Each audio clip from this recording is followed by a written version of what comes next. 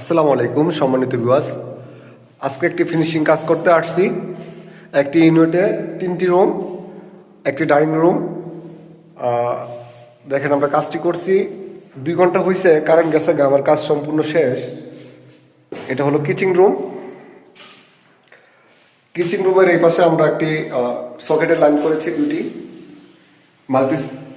Multi socket, আর উপরে একটি holder, আর adjust ফ্যানের জন্য এই পর্দা লাগাইতে পারিনি, কারণ নেই দীক্ষা। আর এই পাশে আমরা একটি হোল্ডার দিয়েছি লাইট। কিচেন রুম শেষ। এটা রুম। এই রুমের বারান্দার আছে, বারান্দার ভিতরে আমরা স্পটলাইট ব্যবহার করছি বিভিন্ন কালারের, 3টি, 1টি, 2টি, ওই আরেকটি দেখা যেতে 3টি।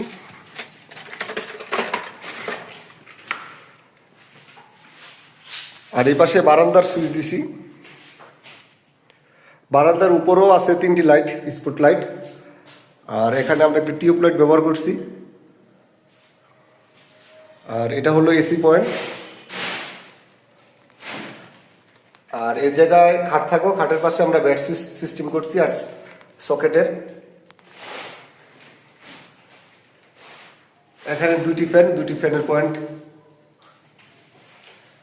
বিদ্যুৎ না থাকার কারণে আমরা অপেক্ষা করতেছি বিদ্যুতের জন্য। বিদ্যুৎ আসলে লাইনটা চেক করে আমরা চলে যাব বাসায়। এখন প্রায় 7টা কাছাকাছি বাজে। শীতের দিন তো 7টাই অনেক। এটি একটি আরেকটি রুম। এই রুমের সাথে অ্যাডজাস্ট বাথরুম আছে।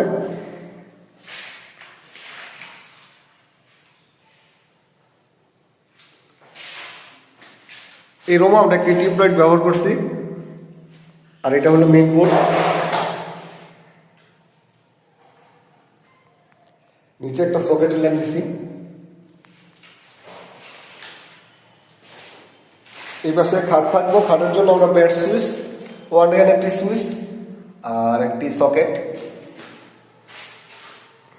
উপরে একটি লাইটের পয়েন্ট আছে, একটি ফ্যানের পয়েন্ট। আর এই পাশে এসি থাকবো দেখে আমি পয়েন্ট দিই নেই, এসির একটি পয়েন্ট করেছি।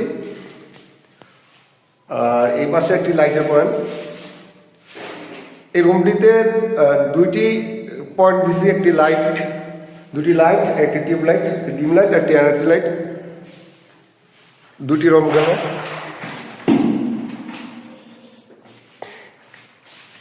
এটা হলো ডাইনিং রুম। প্রথমে দেখাইছিলাম, এখানে আমরা একটি কলিং বিল দিছি। কলিং বিলের সাথে একটি হোল্ডার